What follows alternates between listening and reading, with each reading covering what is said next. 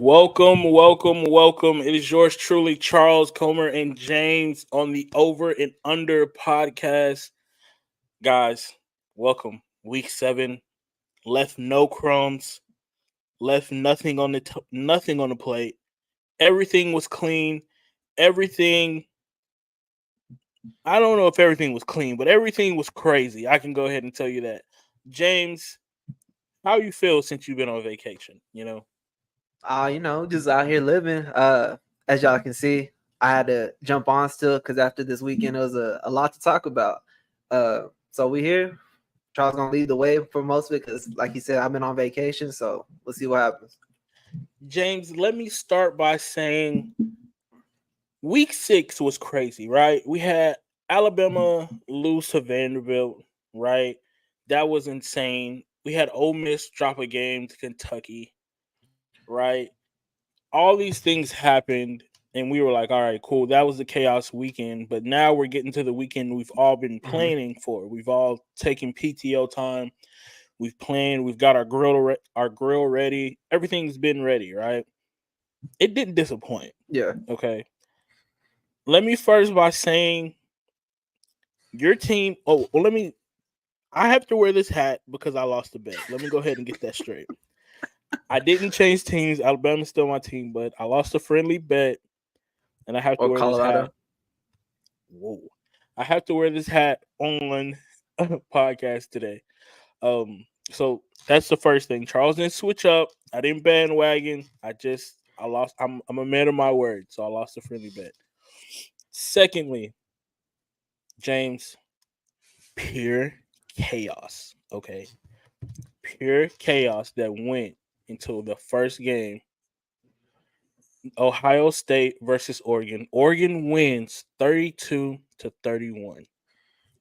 Thriller. Okay. Let me paint you a picture. Alton Stadium, packed. I mean, packed.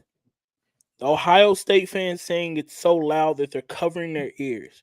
They're screaming on first down. They're screaming on second, third, fourth, kickoff, everything. People say they've never experienced anything like it. It's the loudest stadium in the Big Ten, and they're saying the loudest stadium in college football. All right.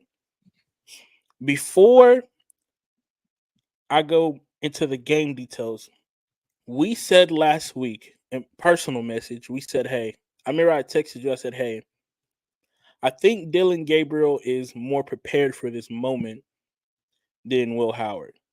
We said because Dylan Gabriel played in the Red River rivalry last year with a team that was less talented than Texas last year, and he won. He put his team on his back and he won, right? Yeah. And we said Will Howard at Kansas State had some questionable playmaking abilities that he didn't, or playmaking decisions, or game decisions that he didn't do well at. And that was literally the script of the game. Like, we called it 100%. That was the script of the game. So start off, Oregon's ready in the trenches. Okay. I don't know how to say his name. I'm gonna butcher this, but Dale, DJ's brother or cousin. Yeah. He's the best one in the family. Okay. That man made play after play after play for Oregon on that defensive line. How you say his last name? Iguodale, I think. I'm just asking. I wanted to trip you up. Yeah, you just want to. Yeah, it's cool. So Henderson and Judkins rushed for 150 yards. That's all. That's it. Most of that was also Will Howard trying to rush at the end of the game. Okay, well, not most of it, but a chunk.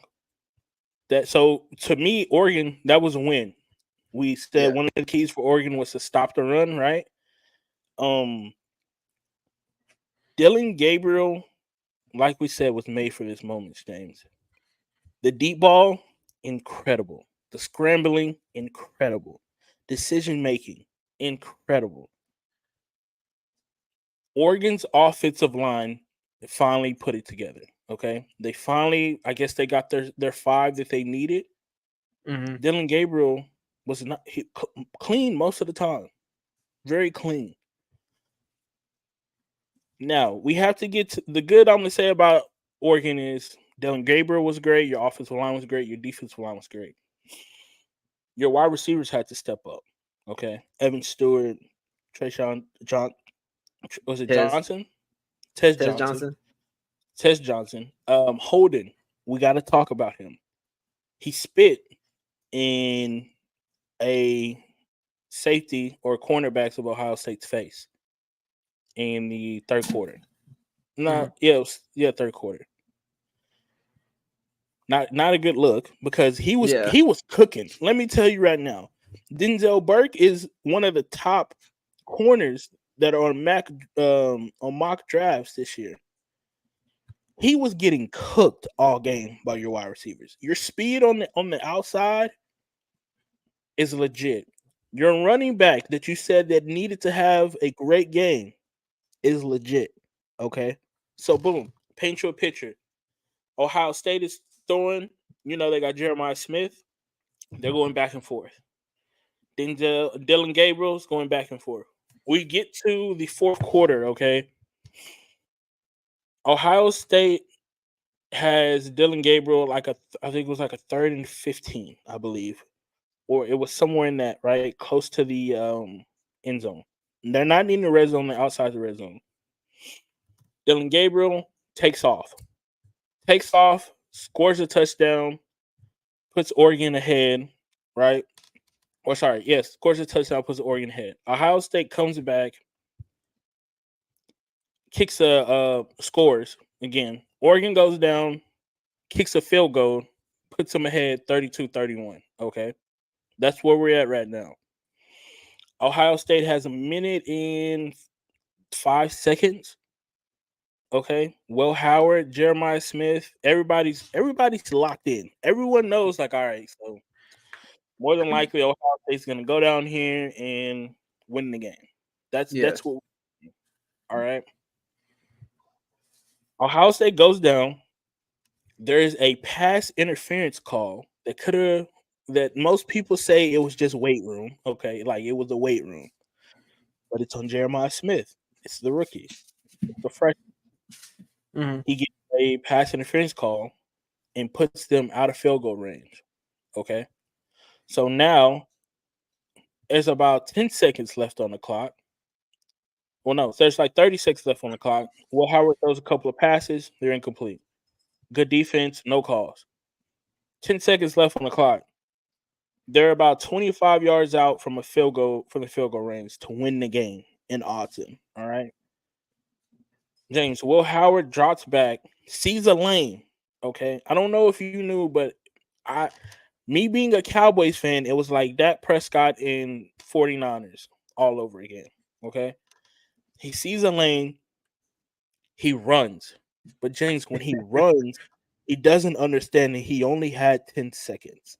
When he slides, there is 0 seconds on the clock. Ohio State loses. Oregon wins. So he crumbled under the pressure. Insane. Your veteran quarterback that you got from Kansas State that has been doing well this season, great decision making. Mm-hmm. The play calling from Ohio State was great. You could see that they really kind of saved for this game, right? Saved some plays for this game. Yeah. I'm more impressed with Oregon. I am unimpressed with Ohio State. I think Ohio State is still a really good team, right? But this is Dan Lanning's biggest win. His biggest win in program history for him as a coach. Yep. For him in the selection process to get Dylan Gabriel, right? Who Oklahoma didn't want back. They had they said they had a future in Jackson Arnold. Get to that one day. But for him to recruit the line and the defensive line and then use the portal to get pieces, absolutely great job. I'm telling you, it was a 10 out of 10 on the Over/Under podcast trophies. A 10 out of 10. Will Howard slid with 0 seconds on the clock. He put his hands in his head because he knew he had messed up. Let me remind you, I told you last week. I'm gonna spend a lot on this section. I told you last week, if Ryan Day was to lose this game, that it would be like, okay, cool.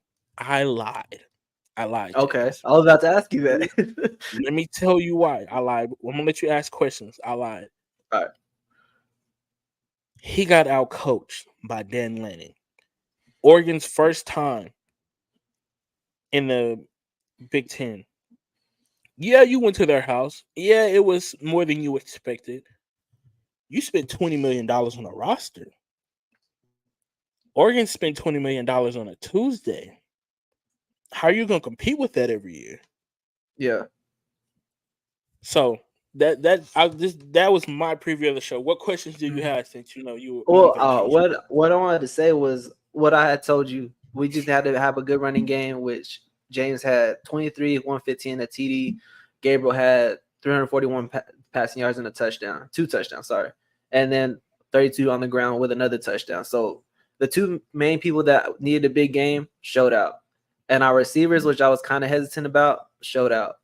The thing Showed about out. Ohio State was what you had said the other day when you had texted me about Will Howell, which I forgot that he came from Kansas State, was that man being crumbling under the pressure at K-State. So how's he going to look at Ohio State on a bigger stage? And what you just told me sounds crazy. So I don't know if it's bad things for Ohio State to go forward because they got bigger games down the line as well with Will Howard. Will he make better decisions, or are we going to see the same kind of thing that happened this last Saturday? So my question was going to ask you about Ryan Day, which you already answered. So going forward, they got Michigan again, and then Penn I don't State, I think they'll have a believe. problem with Michigan.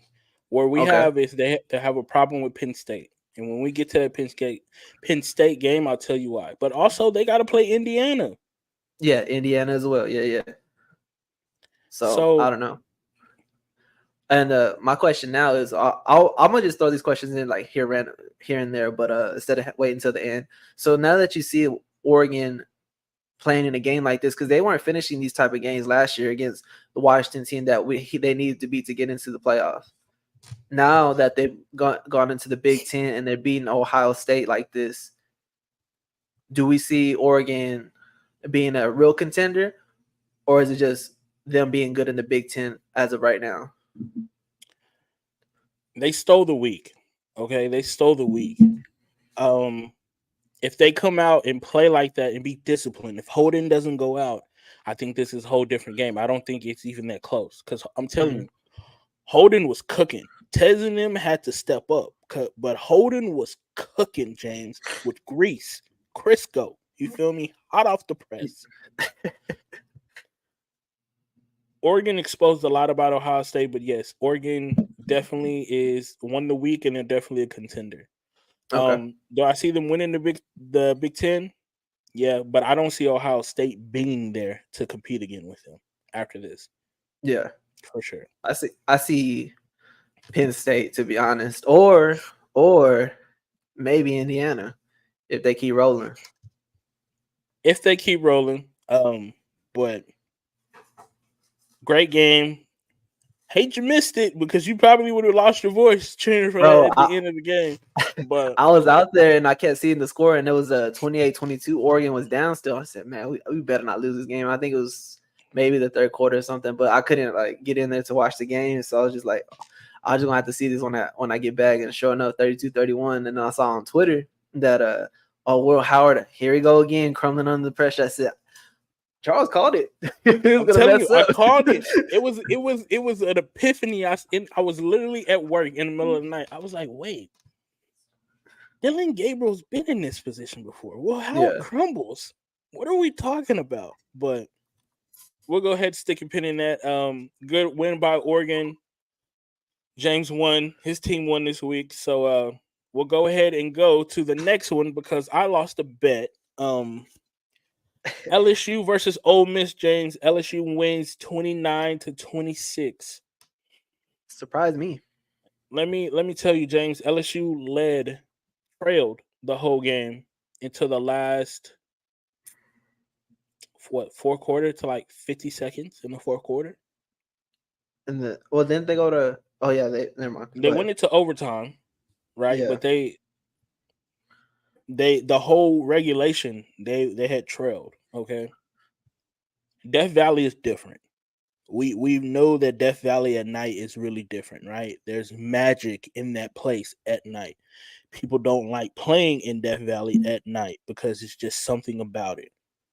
The Some people said Death Valley was louder than Oregon Stadium. I would disagree, but I Hmm. wasn't there, so what do I know? All right. Yeah. What I do know is we said this battle or this matchup was a battle for the playoff berth, and the tensions were high. Brian Kelly as a coach has crumbled as LSU lost to USC, right? Ole Miss, not Dan Lanning, but Lane Kiffin lost to Hmm. Kentucky last week, right? You're on the road. It just is what it is. On SEC, you got to go on the road. You got to play good. Critical turnovers and missed field goal to James. There were two missed field goals in this game by each team. Okay, not chip shots, but something that you want to do. Okay, let me tell you the paper pop or really what separated this game. When we when we when we looked at this game, when we broke it down, we said that the defensive line and offensive line would be, that would be the difference makers. We knew that the quarterback, Nussmeier, Jackson Dart, Trey Harris, Kyron Lacey, they would be the playmakers, but the difference maker of this game would be the trenches. Yeah. LSU D line was way better than Ole Miss. LSU had 6 sacks. Ole Miss defensive line that they paid for in the portal, I mind you, paid a lot of money for Walter Nolan, paid a lot of money for those guys up front. 0 sacks. 0 sacks. Nussmeier dropped back 50 times. 0 pressures. Sheesh. That's telling. That's Okay. that's a difference right there. That's a difference.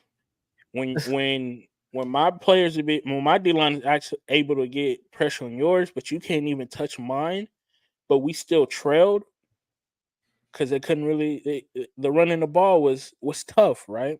Yeah. Nussmeier rose to the occasion. We questioned him that he's not Jalen Daniels, right? Nussmeier rose to the occasion. He made some tough passes. All right, he made a pass to put them to tie the game in the fourth quarter when they were down by 7 to Anderson. Absolutely bullet down the middle of the field, right?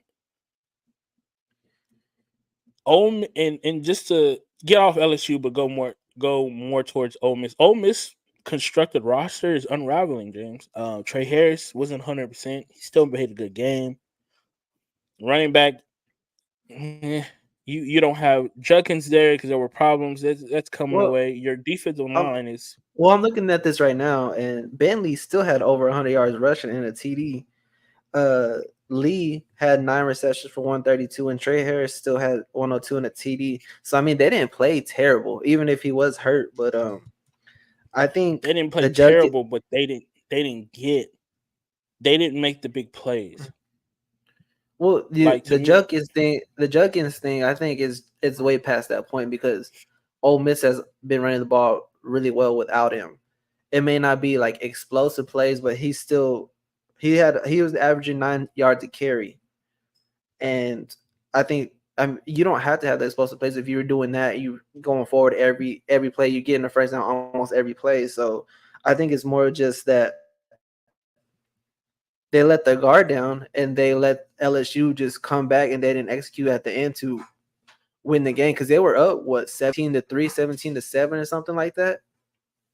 And then they just kept letting LSU get back in and chip away and chip away. And Nussmeier was just throwing the ball all over the field. And that's where Ole Miss struggles with because just coming off of Kentucky as well, they cannot stop the other offense. Even Kentucky's subpar offense, they can't stop it. And then you go to LSU, they already see what you can do and what you can do. So they just got to outscore you. Just, slow you down a little bit and just outscore you. Take it into OT, 29-26. So I think it's just more of Ole Miss can't finish these games as of right now. And then going forward, I think they're probably going to drop a few more games. they gotta play Georgia still, Yep. right? They got to play Tennessee still. Lane Whiffen is what they're calling him, James. Not Kiffin, Lane Whiffen. Okay, because he's whiffing these games and he can't get it done. Yeah. All right. Brian Kelly is undefeated at the crib at night in the Valley. Mm-hmm. We said during the week, we said, hey, Death Valley is a hard place to win at night. I like Ole Miss in it, but you got to play in Death Valley. Who wants to play in Death Valley, right? So my question to you, before you ask me a question, does this game factor in the playoff berth decision? Like, was this the camel that broke the back for Ole Miss? Because that's 2 conference losses. Yeah. One, a Kentucky team that's not really well, that got beat Mm-hmm. by Vanderbilt. Shout out to Vandy.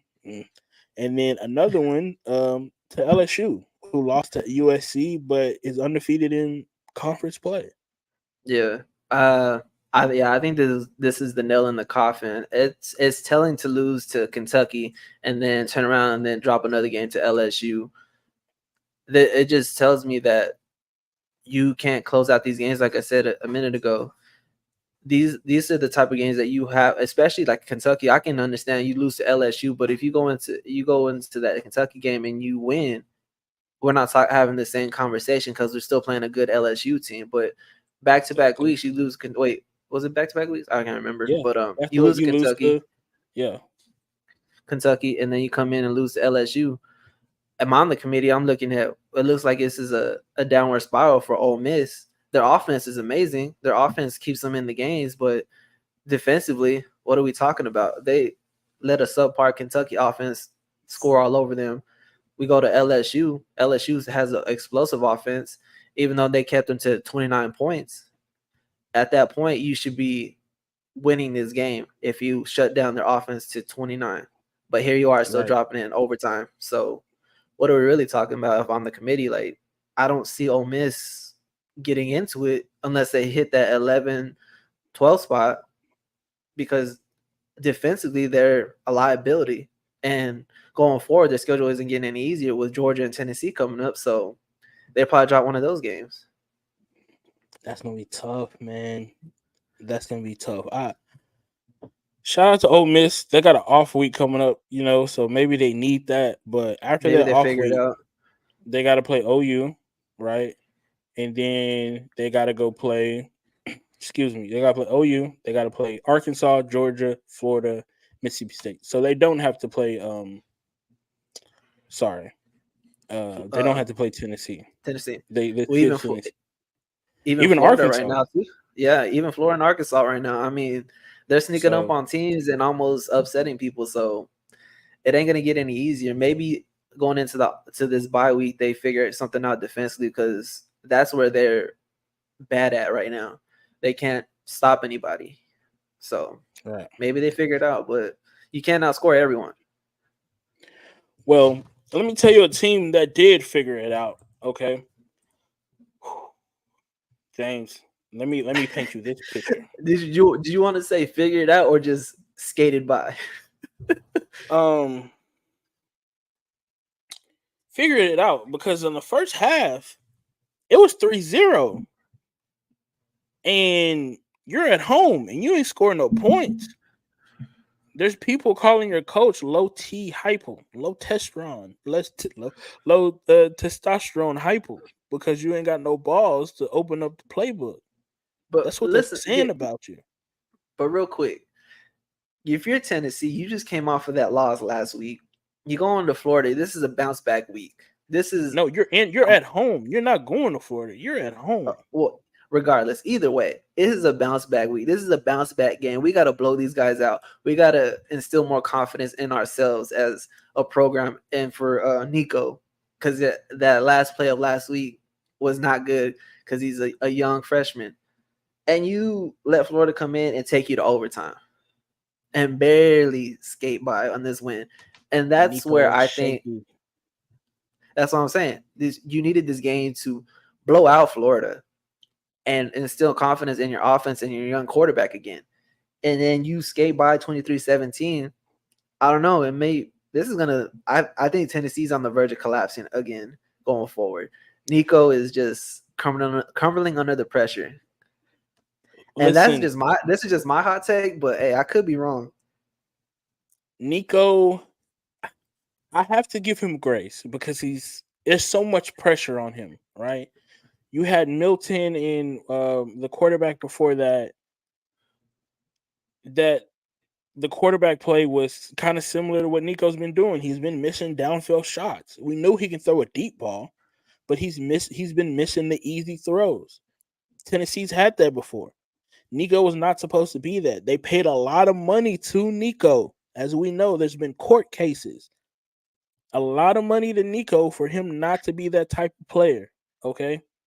And you didn't score in the first half at home against Florida. We're talking about Florida, James. We're talking about a Billy Napier coach team. That's what Undisciplined, I'm saying. crazy. Okay. But listen, I said that they woke up or they got it together because second half, a whole different Tennessee. Running the ball a little bit better, passing a little bit better. Now, that defense had a major injury that one of the lead tacklers goes out. I forgot his name. I had to get it to you later this week. But he's out for the season. Okay. Mertz for Florida's out, so DJ Lagway has to step in. And now they're not doing the little quarterback back and forth. It's just DJ Lagway, which I've been wanting to rest the whole season anyway. I think the kid's a star. Mm-hmm. He's a freshman still, but I think he's a star. DJ throws an interception late in the game. It was a bad interception. Comes back and absolutely throws a dart to go to overtime. All right. They go to overtime, and what happens? He crumbles. DJ crumbles. I don't think the play calling was great. They kick a field goal, right? It is what it is. Tennessee, on the last play or the last drive in overtime, they look like a good Tennessee team. They're making the right calls. Nico is throwing the medium ball, right? He's throwing the medium routes. They're running the ball well. Offensive line is getting a push. My thing is Tennessee bad or are they just not elite, right? Because we thought they would be elite from these first couple of games.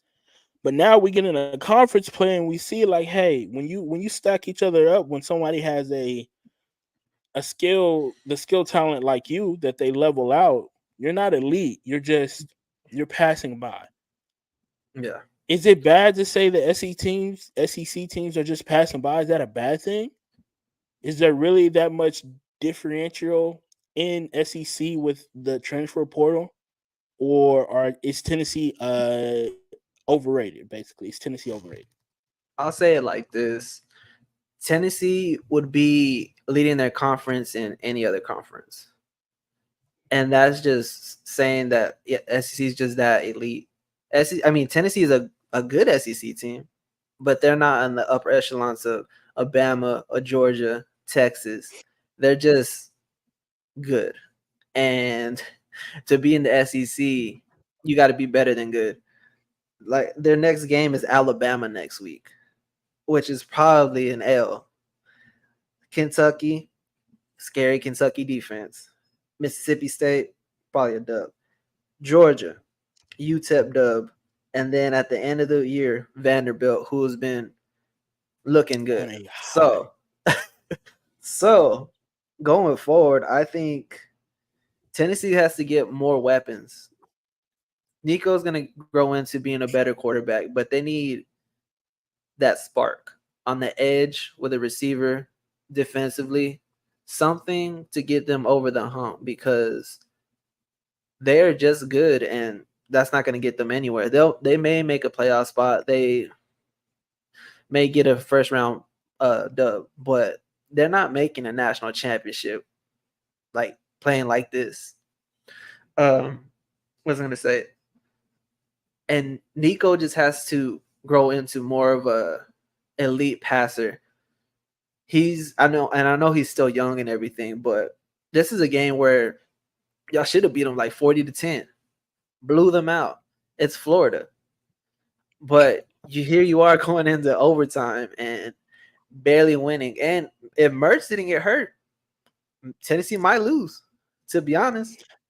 So you think this says more about Tennessee than it does Florida, correct?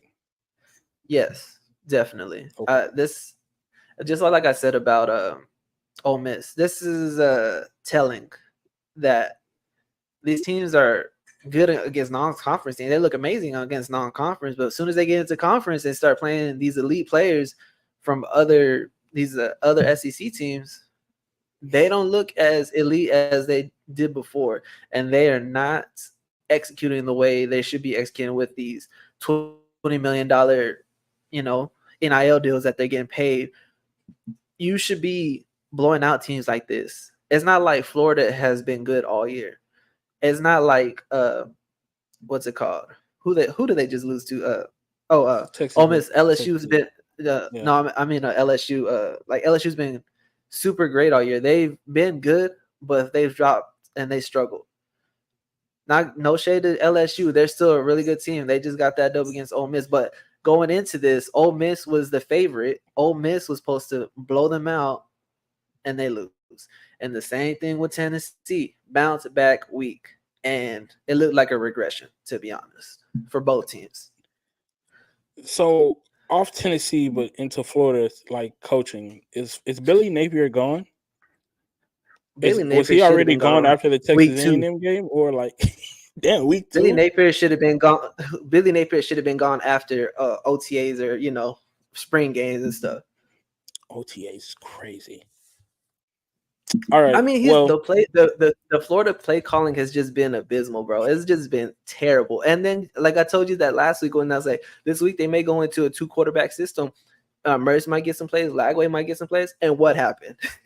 They did what I predicted, and they got blown out. It's not good over there in Florida. They got to fire him. Sorry. Well, hopefully we'll get an update on that soon. As we see, the swamp does not travel well. But as we come down here to my side of town, okay, my side, we had a battle for the golden hat.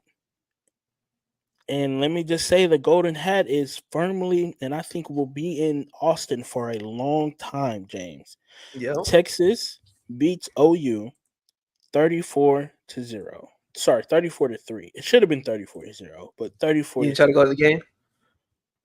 No, I don't know if you've ever been to the fair here, or down here on a weekend. Oh my, it is. Listen, I'm not claustrophobic, but I would probably be admitted to a medical hospital if I ever to that game. Real quick before we get into it, it's crazy that they can have the fair and then this game on the same weekend, and not just have mayhem everywhere. That's just crazy mayhem to me. It's total mayhem. Like the fair started like 2 weeks ago. This is just, mind you, there's a game the weekend before. There's like the Black Classical game, Prairie View versus Grambling, and then the week after it's Texas versus OU. Oklahoma. Yeah, that's wild. And mind you, the game usually starts at noon. This was a 3:25 game. So people who were drunk Friday night didn't have to wake up so early. They were there in spirit for a little bit, and then they showed everybody was ready. But had to get that little pick-me-up before they got to the game. Get into the gameplay. Deja vu. Ewers throws a pick on the first series. I'm like, oh, here we go. Listen, real quick. People were already calling for Quinn's head off that pick, bro. Yeah. Arch was warming up. People were like, yeah, Arch is warming up. We're not doing this over again. Yeah, bro. I'm like, damn, it's just one pick. It's the first series. Like, let's chill out a little bit. Let's relax. He had some bad missed throws that first series, though. Well, all right, go ahead. Sorry. But to give Oklahoma a little credit, in those first couple series, they did confuse Sarks and the offense a lot. But as we know, great play callers make a way. Texas, we knew that Texas has recruited and has a better coach, right? We think Sark's a better coach than Venables. Venables is a great defensive coach. We'll give him that. But usually defensive coaches that become head coaches, their track record is not perfect, but it's not bad, right? So he's kind of in between that. Yeah. What this game showed me is one, that you didn't lie. That when you said you went to go see Texas, you said that their defense is really fast. You didn't lie. They're really fast. Okay. Told you. And we finally established a running back one. Okay. Texas running game has been, I'm not saying it's been bad, but it hasn't been up to its potential. Mm-hmm. Wisner established himself as running back one. Now he did fumble into the end zone. I'll give him that one little bad nick. Okay. However, the explosive running plays and just getting it out the mud, Wisner is definitely running back one for Texas going forward. The offensive line at the start of the game, like I said, Oklahoma threw some stuff at them defensively. So Quinn got sacked, I think, once or twice. After that, pretty clean. Okay. And now we go to Texas on the defensive side. Perfect. Collins, Anthony Hill, they forced fumbles. They forced 3 turnovers. They sacked Hawkins multiple times. When we talking about an elite team, right, we have to talk about Texas. Texas is the only elite team in the SEC. Point blank, period. Now, OU, on the other hand, Hawkins got to have some help, bro. Like, listen, I can only do so much. I can only do Did you so see much. Did you see the injury report for Oklahoma? Yeah, it looks like a whole a lotto, like a receipt. That's what it looked like. Bro, that was All half the of wide them people were receivers. receivers. Yeah, Yeah, he had just nobody to hurt. throw to. Yeah, it was crazy. But go ahead. I'm sorry. But yeah, this was really an easy breakdown. I mean, just to make it easy, Texas is elite. OU is not. Ass whipping, belt to ass. Mm-hmm. As soon as that second quarter started, Texas put up what, 21 points, or yeah, it was like 21 points, belt to ass. I was just like sitting there. I was just like, Yeah, damn. yeah. I went ahead and texted our friends. I was like, it must be nice to have a defense that could come play. You know what I mean? Because when we get to my team, Jesus. But yeah, man. Overall, you got any questions? So seeing this dominance from Texas, how do you feel about them going forward now that you've seen them play Oklahoma, and you go into the Red River rivalry, and everyone says to throw out the records, throw out whatever everyone's done. It's always just head to head. It's always a game. Now that they're past this game and they whoop their ass, what do you see Texas going forward? So we got a test next week. We got the Big Bad Wolves coming into town. A crazy weekend, a lot of distractions. You got F1 coming to Austin. I think Eminem's coming to perform. So it's a lot going on in Austin, right? Can you block out the distractions? Can you go back home? Can you not be big headed? Can you lock in? And I think they can. And going forward, I think we're gonna get the hype of Texas versus Texas A&M, and they're gonna be undefeated in conference play, and then they may play a week later again in Atlanta. So I think we're Texas getting A&M. Texas A&M and Texas. Yeah, I'm thinking that, to be honest with you. This is what I'm just saying. This is what the script is writing. But all right, even if say Texas A&M loses a game, that game is still going to be crazy with Texas being, I think, undefeated. They go play OU. They play OU. They play Georgia. They got to play Vanderbilt. I think they won't have problems with Vanderbilt, but don't hold me to that. Okay, it is what it is. And then they got some other straggler teams that they got to play, but yeah, Texas is definitely SEC number one and definitely stamped their. I think they stamped their way into the playoffs already for sure. Gotcha. Even if they lose a game, I still think just how they've been playing teams and handling business, they stamp, especially with this Georgia game coming up. Mm-hmm. And real quick on the Georgia game, how do you feel about that? Do you think it's like Texas is gonna be dominant, or is it gonna be a struggle game? Alabama burnt Texas. Georgia's cornerback. Georgia's not healthy. They don't have a lot of depth.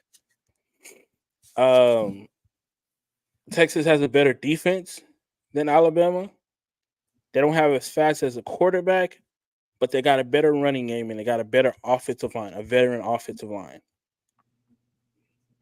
I think you see 38-10, not early prediction, 38-10, 38-10, 40 to really, I think Sark will put it on, like to make sure the SEC knows, because there was so much talk about Texas coming in here thinking they were going to be the best, and people were like, you don't know, you haven't played SEC games.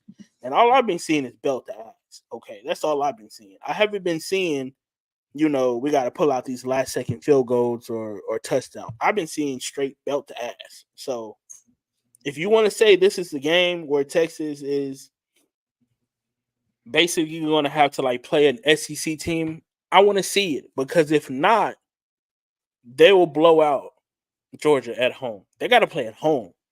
Yeah. I don't know if you noticed, but the weather for this week is not hot in Texas no more.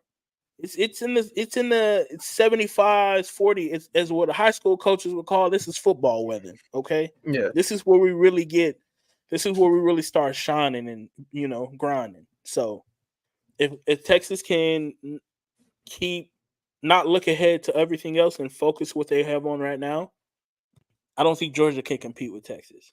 And once they do beat Georgia, be very afraid. Very afraid. Because we already saw Ohio State get exposed. And I'm telling you right now, if Texas has to play Oregon in a championship game, yeah, okay. Tell that little leprechaun I don't think he's going to be able to run around. But yeah. Hey, yo. Okay. When we get to that, we'll talk about it. We're not doing that right now. All right, we'll switch around. I forgot that was your team. That was your guys' team.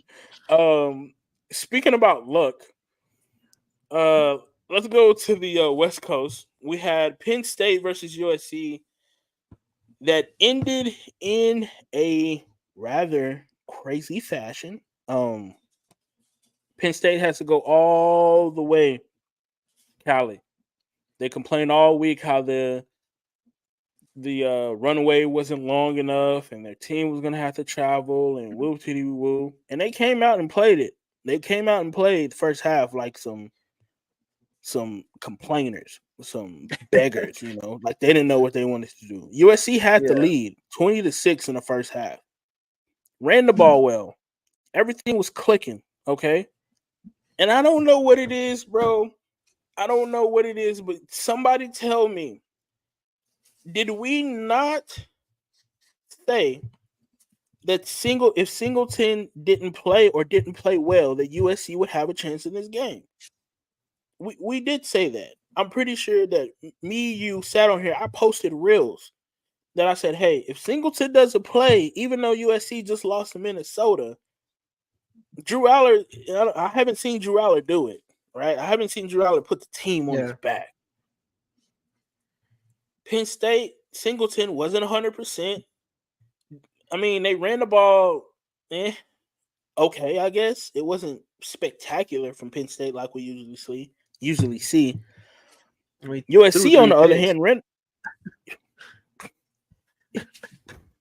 USC, on the other hand, played pretty well, right? First half played pretty well. I don't understand if Lincoln Riley is just not a second half coach, bro. I don't understand. Like, what happens? What happens to you, okay? Because there was one person on Penn State's team that you couldn't stop. It wasn't a wide receiver. It wasn't a running back. It was Tyler Warren, a goddamn tight end. You feel me? James, he led in yards and receiving for the team. He broke the record on you at home. He broke the record as a tight end for the most receptions and most 17 receiving yards. receptions, 224 yards, and a touchdown. It's crazy for a tight end. Listen, for a tight end. James, they were running plays. Andel Cody Nicky was just pulling stuff out his ass. Like, oh, I got this trick play I forgot about. They had snapped the ball, not from the middle, my guy. They snapped the ball from like the edge. Gave the ball to somebody, to Aller in the backfield, and then threw the ball downfield. Tyler Warren is in triple coverage. Do you think USC went and got that ball? Absolutely not. Tyler Warren mossed everybody as a tight end. That is embarrassing. You were up 20-6 in the first half. They come back and win 33-30. The defense did a whole 180. Whole 180. I know 360 be whooping people's ass out here on Twitter. You're supposed to say 180. Yeah, sure do. Okay. A whole 180. All right. Miller Moss does not have the clutch factor in his genes. That's just it. Maybe because he's had to be behind Caleb Williams so long that he hasn't really got to develop. Maybe Lincoln Riley, his quarterback magic doesn't sprinkle on Miller Moss, right? But what I know is Miller Moss ain't got it. He got it, but he ain't got it. Okay. We saw that in the Minnesota game. We saw that in the we saw this in the Penn State game, right? We saw it. We've been seeing it. We've been trying to hold off, right? It's okay. We've been trying to hold off. I've been trying to give him a chance. He ain't got it. Okay. My question to you. Okay, go ahead. Go ahead. No, I was just gonna say that USC did stop the run, which I had said if they figure out how to stop the run, they probably could win this game, which they did. But like you said, is Lincoln Riley just not a closer? Because what happened here? 20-6 is crazy. Because like we said, Michigan ran all over them. Minnesota ran all over them. Wisconsin ran pretty well. And then we get to Penn State, and they shut down the run almost completely, and they still dropped the ball. I don't know if it's more just defensively that we need to figure this out, or Lincoln Riley just don't have that it factor on the offensive side of the ball or the defensive side of the ball to just run away with it and take over the game. You know what I mean? Like you said, Miller Moss ain't it. He's not that type of QB to just. He's not Caleb Williams. He's not. Yeah. He's not any of them. He's not Hurts that you had in Oklahoma. Yeah. He's just Miller Moss, right? Yeah. This is what it is. And I think USC's just missing that it factor, and that's why they're 3-3 right now. But what were you gonna ask? 3-3, and you beat LSU in an opening game. It's absolutely insane. Oh my God. Speaking of Lincoln Riley, is his success at USC diminishing? Is this put a stain on his tenure at USC? How much success has he had at USC? Let's really talk about it. You're going to USC to like bring them back to prominence, these national championship runs, these playoff runs. We haven't seen that yet. So what are we really talking about diminishing? I feel like it's just been subpar since he's gotten there. You've had great QB play with Caleb Williams there. You have okay QB play with Miller Moss, which he looked better at the beginning of the season, but you're playing non-conference games. So I think it's more just that people are really thinking that he was going to bring that success, that Oklahoma success to USC, but really he's just skating by. And I think it just comes down to recruiting better on defensive side of the ball, because he can get a QB and be that QB whisperer and get an offense going, but we don't have anything to show for it on defense to shut down a team like Penn State completely, or stop the run against Michigan, beat a semi-par Minnesota team. They don't have that type of caliber defense, and I think that's where they're lacking. And I think Lincoln Riley needs to look more into that going forward into this next offseason and everything. But what's funny that you say that? In the from today to the last 3 months, if I recall right, I think USC has lost 12 commits, all on the defensive side. Four of There you them are go. top. Four of them were top linebackers, and four of them were top defensive linemen. And he just lost 2 today to Oregon. Because you know why? Well, I just Oregon wins the big games, and mm-hmm. USC doesn't. That's why USC is 3-3 right now, and Oregon is still undefeated. So if he needs to figure out something or get a better defensive coordinator, I don't know. He has to do something defensively to have USC be successful, because as of late, it hasn't been anything. It's been expectations, it's been hype, but nothing to show for it. So do they win these next games for you? Maryland. I can see them losing Maryland. No, I can't see them losing Maryland. I can see awful. Maryland's awful. Rutgers about to rush for 400 yards. Washington. Yeah, Washington's been looking good as of late, even though I think they lost this last week, but they've been looking good. Nebraska. Damn, bro. I'll take back my Maryland dub. I'll say USC wins that, and they lose to Nebraska. UCLA. Nah, that would be UCLA. Notre Dame. It's the last game. That's a blowout.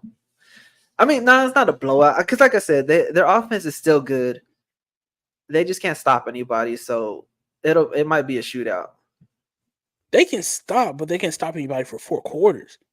Yeah. Like 4 quarters, you got to put a whole game. You just can't be a first half team, right? You got to stop everybody. But yeah, okay, so USC will stick a pin in that, and we'll get to the final segment. And I saved this last because I got a lot to say, okay? And I'm going to keep this hat on. All right. Alabama's in trouble. Okay. Let me tell you why. We won the game. Okay, James. I'm sitting on the couch with my wife watching this game, and she's telling me, she said, "Hey, even if you win this game, y'all are in trouble. It's something's not right." And I'm like, "Yeah, I know." She's like, "But yeah, something's not right." Right? I couldn't even enjoy this win, James, because of how the game was played. We go up 14-0, okay? I'm thinking, boom, belt to ass. We done came back. Kalen the boy. Defense is getting off on third downs. I'm like, all right, cool. We're good. We go. We're about to go into halftime. It's 3rd and 21. Instead of just running the ball and then putting it, Kalen the boy trusts his Jalen Miro. He throws a fluky pick, as always, a fluke-ass pick. I don't know what it is. Just a fluke pick. They get the ball. They put points on the board. No, they get the ball, right? On a 4th and 12. I'm like, it's a 4th and 12. All right, they're going for it. They're not going to get it. They're in the red zone, but they're not going to get it. James, they throw a fucking touchdown. On a 4th down, they throw a touchdown. All right. I don't know what it is, James, about 3rd downs in this defense, but it is stressing me out. I am growing gray hairs in my beard. Okay. I am 32, 31. I'm growing gray in my beard. South Carolina was 7 for 14 on 3rd downs. Okay. They had 23 first downs a whole game. South Carolina scored on a 4th down touchdown in the first half. Now, hear me out. Defensively, our blitz package looks better, but we're not getting home. We're not finishing when we get home. Overton had the most pressures this week out of any defensive tackle, but he wasn't finishing. We got to finish. There's no killer instinct. Ever since we made Ryan Williams stop wearing kill everybody across his eyes, because everybody was like, oh my gosh, it's so bad. It's children. It's football. This is the South. There is money on the line. Not my money, but there's somebody's money on the line. We got to get it out the mud. I did not. I think God. Oh my God! If I would have bet this game, I would have been stressing. But listen, South Carolina, we said has the best defensive line in probably the whole NCAA, right? Probably the whole college football. That's what we said. Dylan, listen, that kid is a freshman and he is out his mind. Okay, but that whole defensive line gave Alabama fits. The center that's been so well for Alabama, Parker, was getting he was getting handled on some of that, right? Hey, this is the real SEC. These boys from South Carolina, like these boys ain't from Washington. These boys real down here. Okay, Miro can't do it all himself. Miro's not a passer. Stop making him pass. What happened to the game plan from the first half of Georgia is what I want to know. We need to go back to that. We need to put more running back carries in the game plan. Miro can make the throws, we know, but listen, that's not his strength. If you want to, if that's what you wanted, you should have got somebody a transfer quarterback. Let Miro go be somewhere else. But we gotta focus on his strengths. And the running game needs to appear quick. We're going to Tennessee, James. We are going to Tennessee. We're not at home. We are going to Rocky Top. They just barely beat Florida. They look shaky. They lost one of their best defensive players. Tennessee is favored in this game by 1 at home. They're going to take disrespect to that. Alabama and Tennessee don't rock together. Last time Alabama went there, they lost. Okay? We need this. But back on this game, I need a Wombat put in a room, and I need him to tell me why. Just why? Just like why? Why do you not run blitzes on third downs? You're getting there. You're almost getting there. The Sellers can't throw, as we saw when he finally did it, and he missed that wide open person in the end zone. Mind you, why the fuck was he wide open? Excuse my language. Like, it's so mind-boggling to me that that first half that you see at Georgia, and now we look like we can't get our head out of our ass. Like, what is it? And now in the news, in the media, all the players are like, you know what? We're just enjoying that we're getting these wins. I'm not enjoying shit. You feel me? I'm not enjoying these barely wins. And maybe I should because Nick Saban's gone. But for me, if someone lays a foundation of you like, hey, this is how we do it, this is how you get done. If you come in and you want to lay your foundation over that, that's fine. You shouldn't have broke that shit and then be like, well, hey, you know what? I'm going to be cool, calm, and collective. We got a good win. It's the SEC. Buddy, you beat Georgia. I don't think you understand that. Barely, but you still beat Georgia. You have probably one of the best, fastest, and best running backs or quarterbacks that could be a running back in the SEC in college football. You got one of the best freshman and wide receivers. Your defensive coordinator is killing you. Okay. Yeah. That was your friend you bought in. We know about bringing friends to work, and sometimes they don't work out. They may shine the first week once they get their paycheck, but then after that, they show up late to work. They not showing up on time. Listen, Tennessee is a big factor right here. That game at Tennessee is Wombat's job is going to be he going to keep it or he not. Yeah. But I'm telling you right now, if we lose to Tennessee, I will not be surprised. But if we lose to Tennessee, and it's because Tennessee, Nico throws a deep ball with like 3 seconds to go, I'm going to blow a gasket, James. I've taken off of work every weekend this week, and it has been turmoil every goddamn week. We beat Georgia, we lose to Vandy, we barely beat South Carolina, and now we're going to Tennessee. Mm-hmm. Listen, I ain't got no more PTO days left. I ran them out. I was hyped. Okay, I don't know what's going on, but shout out to South Carolina for coming to play. your quarterback's just not developed yet. Okay, he missed the shots because I'm telling you they were there. The shots were there.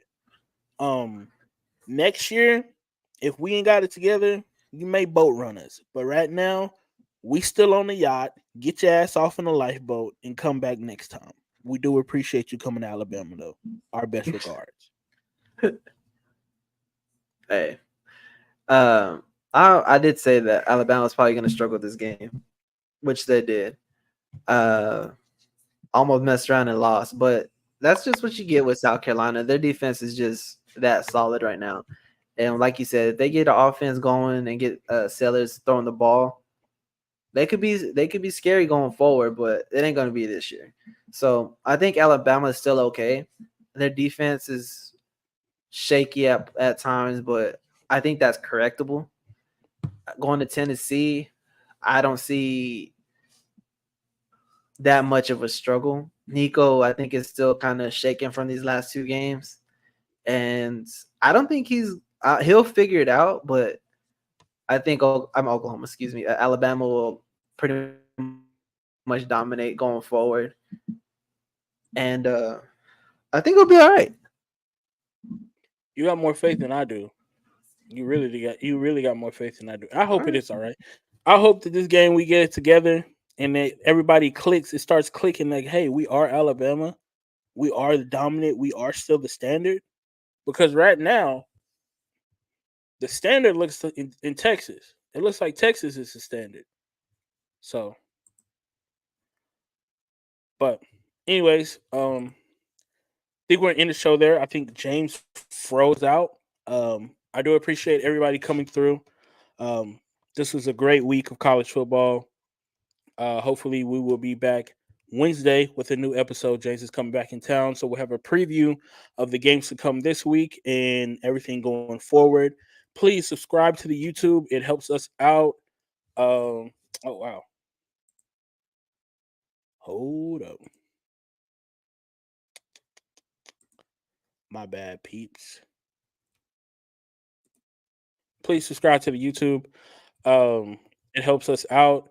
And also subscribe to our Instagram and everything. Oh, there you are. You're back. I was like, where'd you go? My computer died, bro. Your computer died? But I was just letting people know we just ended the episode. So okay, you're good. No worries. Appreciate for coming out. Just subscribe to the YouTube, follow the Instagram, follow the TikTok. We'll be posting reels and everything. If you want to come on the show, message me personally on my DMs. I know we got a couple people that want to talk about Nebraska. People that want to talk about, Texas A&M. I'm here. We can set up interviews. But as always, we do appreciate y'all helping us out. Just watching the show, giving your commentary. James, do you have anything for the people before you go enjoy the rest of your vacation? No, you hit all the points. Again, thank you for always coming in and checking out the show and stuff. It gets us out there to more of a bigger audience and brings more people into the podcast. Keep subscribing and liking. Give us stars on Apple and Spotify. And like I said, it'll put us out there for more people to come and see the podcast and hear us and stuff. So thank y'all again, and catch y'all next week. All right, not next week. We'll catch you Wednesday. Yeah, there you go. All right. Holla at y'all. Appreciate y'all. This is Charles and James, Over and Under. We're out.